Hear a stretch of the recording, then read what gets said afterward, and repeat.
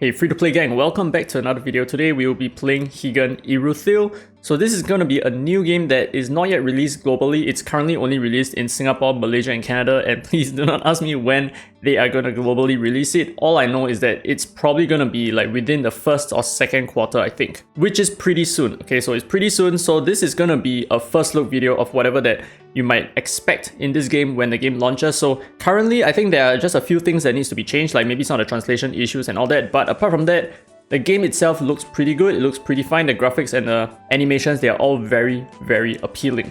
So for this video, I'm going to start off by going through the adventure itself, which is just basically what combat looks like in this game. And then I'm going to end off with like some other stuff pertaining to the rest of the content of the game. So this is how your adventure stage looks like, right? You have the real world and there are different story missions over here which you can complete. And by completing some of these real world stories, you can then go to the fantasy land at the bottom right here.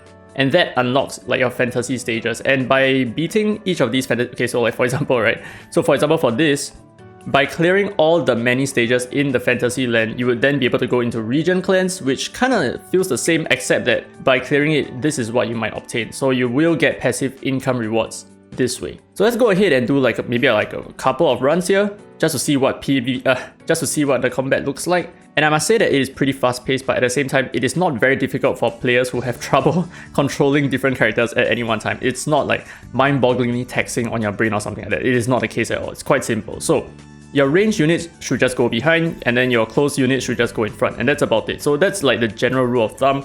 There will be certain nodes in some quests that gives you certain bonuses like extra AP and AD, which is like attack power and attack damage or something like that.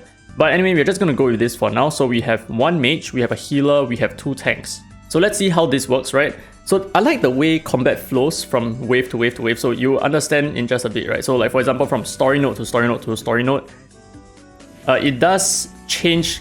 It does move quite nicely. So yeah, we will take a look at that in just a bit. So you can move the screen around, although it's a little bit janky right now. And casting skills is like tap target, right? So you get to aim where you want to cut your skill. And yeah, this rare character, she's insanely strong, overpowered. So now that we have cleared this particular stage, we will then move on to the next stage, which looks like this. So we are actually moving within the realm itself. So it just feels like you are quite well immersed into the story, into whatever they need to do. So it's not like a repeated zone looking thing, right? It's not cheaply made. It's actually pretty well done. So as you can see, we are moving through some corridor and it's well done. Yeah, it is well done. That's the least to be said, right? So anyway, you will get this mage. I'm very excited about this mage, by the way. This mage over here, you will get her at the start and she's like super free. You can get multiple copies of her from the gacha and she's just incredibly broken. Like all these enemies, they are supposed to be well within my power tier, but she's just blowing through everything super well. Alright, so let's move on to the next one. And every time you partake in one of these stages, obviously it's going to cost you stamina, right? So it's not explicitly shown that you're actually using stamina because they want to keep you immersed into the scene, into the region itself. But yeah, do take note that you are still draining a lot of stamina. And the thing is, in this content, right, for some reason, it is just very stamina intensive. Like this game has one issue, right? One issue, if I may, is that it is extremely energy intensive. But we'll get into that in just a bit. Okay, AoE, and I think we are done. Boom, boom, boom, boom, boom. Oh my god, so many of them. Are you kidding me? Alright, we got it. Yeah, so it's just tap targeting, but as you can see, I am using my mouse and it's still fine because when you tap to target, everything actually slows down by a dramatic amount. So it's easy for you to use emulators to play on this game, I think. Okay, maybe we'll just do one more, right? Because it seems like things are getting a little bit more difficult. And as you can see, even though we lost HP, we are not going to carry forward that HP loss because, like I said, we are actually going from stage to stage to stage. Okay, and now we use this. Yeah, this mage dude, so sick. Like, my strategy is just to kill them before they kill us. Oh my god, nice. And GG, just like that.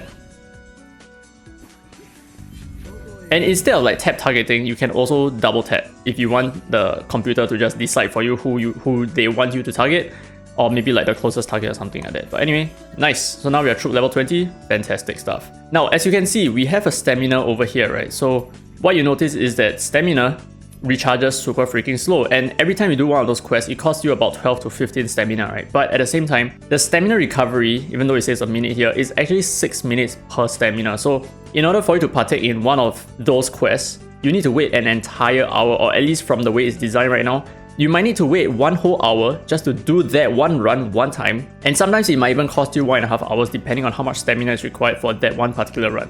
This is so crazy. I hope that this is something that they work around with so that on release it doesn't look so crazy like this. Like honestly, the stamina consumption in this game is mind-boggling. So the thing is, I'm still able to continue playing, and that's because my level is still low. But what if my level is high, right? If my troop level is high, I will not be able to enjoy the stamina replenishment when I level up. Okay, but anyway, with that out of the way, let's move on to the rest of the content. So on the left here, we have, which my face is blocking. So we have the troop at the bottom left. And what this is essentially your home base, right? So as you can see, there are multiple things to do in your home base. So number one, you have the feline room, and the feline room is used for crafting stuff. So you can upgrade it just to unlock certain stuff, right? So now that we have unlocked it, we can then proceed to make full use of it, for example. So we can select one of our characters to put into the feline room, and we can choose the item that we want to craft as well, which is something that I do not really want to get into for this current video right now, because I have no idea what this is about as well. Now next up, we have the expedition room, which is as expected, and you can upgrade it so that you can partake in more expeditions at once. And of course, what you might expect is you can just put certain characters inside here, and then you'd be able to take on this particular expedition, for example. So there are many expeditions over here. This is like just your generic gold, this is generic EXP, this is like skill enhancement, I think. Yeah, skill upgrades. More gold, EXP, skill enhancements, and that's about it. So this is whatever that I have right now. And there are other things as well, like photo studio, right? If you want to take pictures or something like that, I guess. This is more for like affinity purposes, which is another thing in this game. So this game actually does have affinity. So let me just quickly show you my roster and how affinity works in this game, right? So I have a lot of characters here. So Euphoria is one of the free ones. Claw is also one of the free ones. Asa, I think, is kind of free. I mean, all the rare characters here, they are essentially free, and these are probably all the rare characters that exist in the game. Yeah, this is exactly the number of rare characters in the game right now. So there is only 8 rare characters in this game.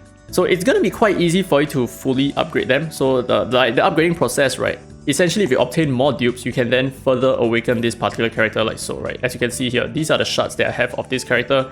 So I guess for rare characters, since there are so few, it's quite easy for you to max them out, right? And how affinity works is you can go to the character page, click on affinity here, and there are a few things for you to do, right? You can partake in a Lamb Tea party, which gives you about up to 800 affinity each time. And you can also give gifts, which they will also let you know which gifts are preferable. So there will be a heart icon or something like that. So I'm actually not going to give her anything. And there is also the photo studio here, which I guess it's not really related to affinity, but you know, it's a place where you can take a picture of the character, I guess. So in terms of characters, these are the few that you can expect. So this is going to be the main character. This is going to be one of the free characters who is also a main character. This is an SSR that I drew. Another R. This is an SR that is not free. This is a free SSR, by the way, Media. But I don't really feel like she's that exciting. That's why I'm not using her at all.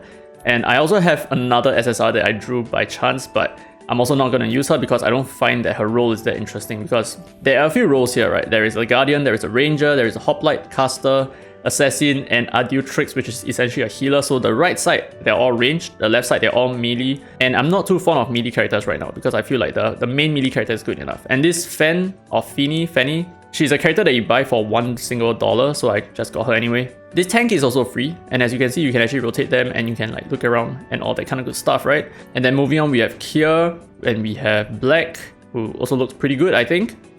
And we have Follett, and we have Ruko, who is also one of the free characters, who has a very interesting weapon over here, very interesting stuff.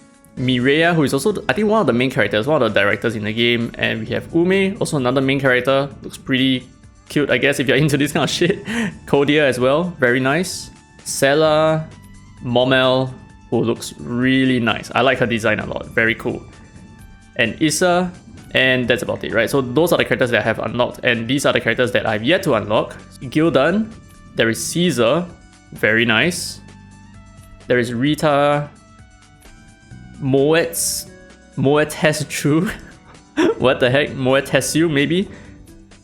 Kiam Kon, interesting. Nuno, very nice.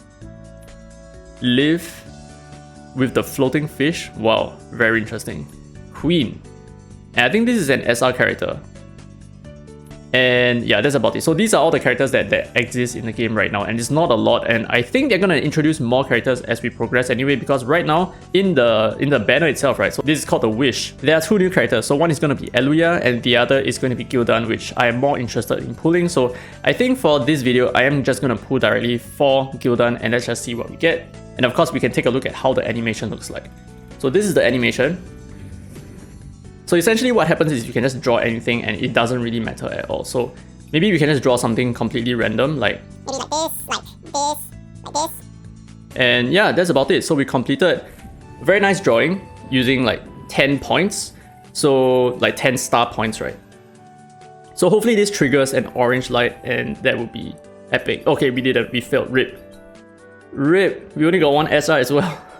But as you can see, right, we are going to get many of the same R characters. So that was Ume, this is Mireia, this is Asa again, Momel, another R, and Arman, I already have her, Sela, Claw, I really like using Claw, Kodia, Claw again, Sela. Yeah, so you get multiple copies of R characters, which is why I feel like it is quite important for you to invest into R characters at the start. I mean, this is just my opinion, playing a game for like 1 day at least. Because it does seem like the R characters actually push a lot for you. Like they are super easy to build and they are very easy to max out as well. So for example, you can just awaken her, give her another 6% more AP. So these are stats that you're not going to be able to obtain via your SSR characters because it's going to be so hard for you to fully raise their, or rather fully awaken them, right? So I think in terms of like the early and mid game, I think it makes a lot of sense to just focus on some of the lower rarity characters. But again, that's just my opinion. So like for example, Arman, right, we put 3 copies of her and we are only able to unlock like 2.5% extra AD, which is a very, very tedious process. And let's take a look at the rates once again, right? So here are the characters that you can obtain and their rates as well. So your banner rate is actually 1% and the rest of the SSRs will come at a 1% rate. And your SR characters are 19%, which is pretty high. And your R characters have a 79% chance of dropping. So rates are not really that good, but the thing is, one thing I like about this is whenever you summon, you're gonna gain this particular currency, right? This PT currency. And as you can see, it costs you 120 just to PT the character directly or to spark the character. And you can spark them multiple times as well, depending on how big of a whale you are. But for someone like me with small testicles, this is a really expensive process. And at the same time, this currency is actually shared between different banners as well. So it's shared between all your event banners, except for the main original banner, which is why I feel like it might not make a lot of sense for you to pull from this, although I haven't actually tested whether will that give me the PT currency as well, which I am frankly not gonna try. But there you go, so this is the summoning system itself. Now apart from that, we also have the daily quests, right? So these are your daily missions where you just play the game and you are gonna unlock stuff and you're just gonna gain EXP, you're gonna gain some currency and whatever materials as well. And there is also the weekly, there is also the main story, and there is also growth. So I believe that the main story and growth, they are going to be quite limited, right? They are at least, you complete them one time and that's about it. Now another thing that is very important to take note of is there are 2 different kinds of premium currency. So it's called the Dubriosto. And there is the standard Dubriosto, which is your free-to-play currency, and there is the Genesis Dubriosto, which is the pay-to-win currency. So as you can see, things will be divided according to whether you paid or not. So if you did not pay for the game or for any of the packs, you will not be able to enjoy everything. And some of the things that you might not be able to enjoy would be something like the outfits, because you can buy these only with the paid currency, only with the Genesis Dubriosto. But these are just skins, right? So it's maybe not so important. And there you go, we have some extra rewards here as well. But in terms of packs, right, so this is what you can expect. So there is going to be your monthly card, which I've already bought, something like this over here. And what you can expect is just a total of 2,100 per month, which is essentially just 110 pool, which is not a lot. So that's another thing about this game is that the pools, I feel like they don't come by very frequently, which is why it's going to be super freaking hard for you to invest into some of the SSR characters or even the SR characters for the meta. So you can also buy stuff like the new Challenger pack. What is this? It is... Wow, this is actually really good. You're converting your paid currency into free currency, 1-for-1. And on top of that, you're going to get gold and EXP, which I may not want, I think. And you can buy certain outfits as well. What's this? Pure Evil outfit. Okay, so it's an extra outfit for this character, Issa. And there is a Venus Wish bundle, which is $10 for decent amount of summons, which I think is pretty good. This, I think, is like... this is not the good one. The one that you want is going to be this one, the Star Sigil. And this is another Blissful Copper Flame Soul Box, which is okay. And finally, we have the Expedition Star Wish pack, which is actually not bad, right? For $1 single, you get pretty decent items. and of course the general top up here. So 180 currency will net you 1 summon. So this is what you might expect. So $100 can net you 6,480 of these crystals, which is I think about 30 plus summons, right? So the rates is not really that good in my opinion. Now that's about it for whatever that I've unlocked, and I don't think that there is any PvP in this game from what I can see. So it's probably going to be a strictly PvE content with a very PvE experience. And there is going to be the Union, which I think is a guild feature, but it's just not unlocked for me just yet. And apart from that, we also have the Outland, which is just your generic daily quest grinds, right? So like for example, if you want to farm certain resources, you can farm it over here. There is nothing much to it. But this is the Realm of Abundance, and there is also the Realm of Fighters, which I'm actually not sure what this is all about, but I feel like this is probably more not so PvP focused, but it is something that might include leaderboards, for example. So like for example, Isolated Tower Challenge, Challenge, and the Mesmerizing Labyrinth. So yeah, that's about it, right? And there is also like auto battles and all that, which is I guess very typical for games right now. But anyway, I guess we can end off the video over here. This is whatever that you can expect in Heigan Irithyll. How do I feel about the game as it is right now? I'm still playing the game just to explore whatever it's about, but in terms of just the quality of the game itself, it is pretty good. But in terms of the longevity, I'm not so sure just yet. Maybe you guys can let me know down in the comments below how you feel about this game as it is right now. But anyway, with that said, I hope you guys enjoyed today's content. If you did, don't forget to leave a thumbs up, it really helps the channel, and subscribe for more videos coming from this channel as well. And with that said, this has been Dairy Free to Play, and as always, I will see you in the next video. Maybe just one more run. I like the combat the most, I think. Yeah, the combat is actually pretty fun. But I feel like they need to expand a little bit on it as well. Like whatever that we have is probably a good starting point, but that's about it. It's just a starting point. And yeah, that's about it.